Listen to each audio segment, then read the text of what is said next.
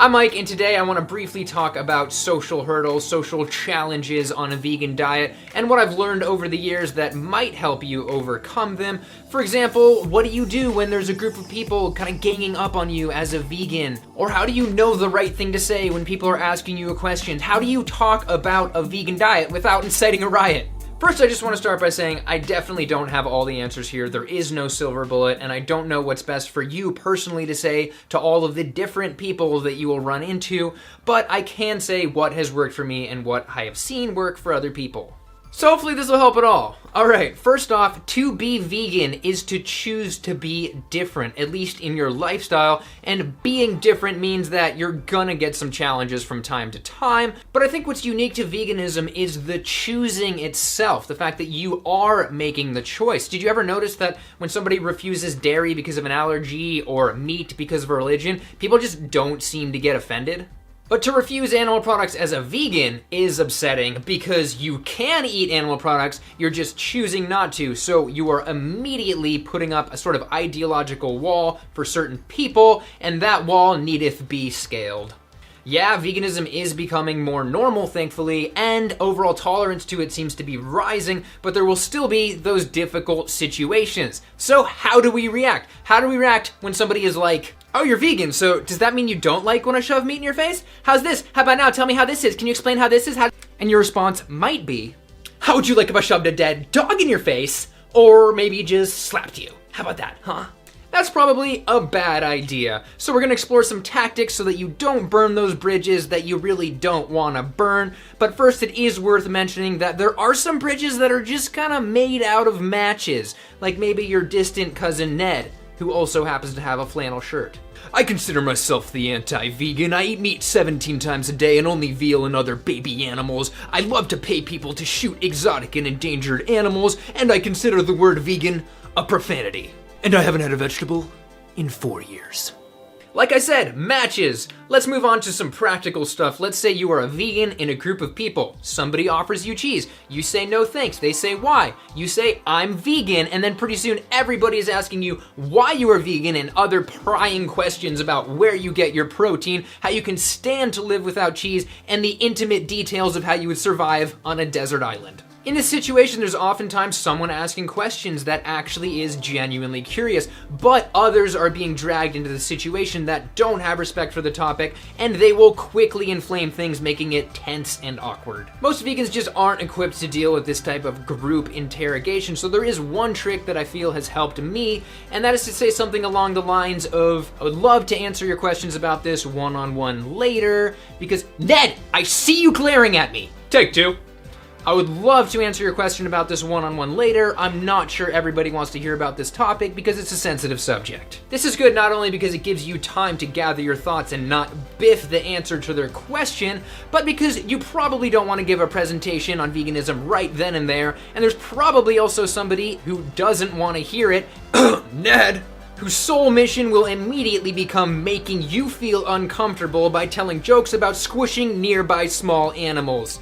Actual experience. But sometimes somebody will respond to this for the whole group, being like, no, it's totally okay, we're all curious, it's fine, go ahead. Wrong, they do not speak for Ned. Ned is waiting there, ready to make your life miserable. Now zooming out to social interactions in general, where people are barraging you with questions, whether that's your family or your friends, I would definitely say arm yourself with some facts. You might not be able to memorize every single study, but because most questions will be health concerns, I think there are 3 very good, simple things that you can memorize that will help answer a lot of these questions.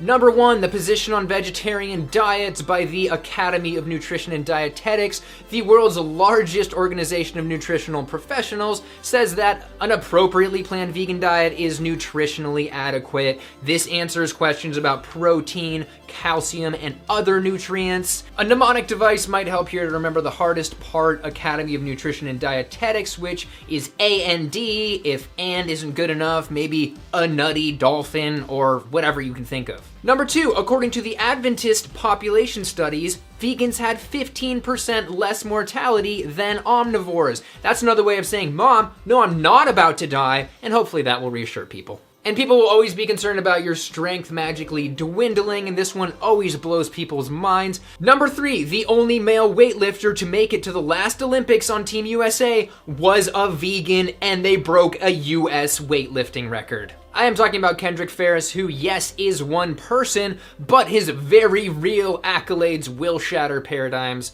The links to all 3 of those will be in the description. But it's not just about saying the right thing on paper, it's about saying it in the right way as well. For example, here is a more diplomatic tone. I'm vegan, I don't eat animal products. And here's an example of a triggering tone. I'm vegan, I don't eat animal products. Ugh! Yeah, that might have been a really unrealistic example, but I think you get the point. And another sort of general thing, which is really just my opinion and sort of out of the blue, is that I think it's beneficial for vegans to sort of approach all of this with a sense of gumption, or at least strive for some gumption. Gumption is a good word, and it's a good attitude to have when you are in some way different. It's grit, it's fortitude, it's that initiative that you need to stand by your principles. This will keep you from folding in the face of differing opinions, because if you cave and say, yeah, I guess a vegan diet isn't really that nutritionally adequate, and yeah, animal lives don't really matter, and cows don't really love their calves. I mean, you know, they might just leave them in a dumpster or something. Then you're going to have gone against your principle while reinforcing the myths that perpetuate harmful modern diets. And moving on, there is one really quick one that is worth mentioning, and that is humor. It seems like 90% of the times I've seen these conversations go awry, it's because things get serious way too fast. Now, don't get me wrong, there absolutely is a place for seriousness in the vegan movement. We have plenty of it, but a lot of times being serious closes people off. So if you have the ability, it's worth trying out some humor. The next and final strategy is asking questions. Conveying information through questions can sometimes be less offensive than telling people that information directly.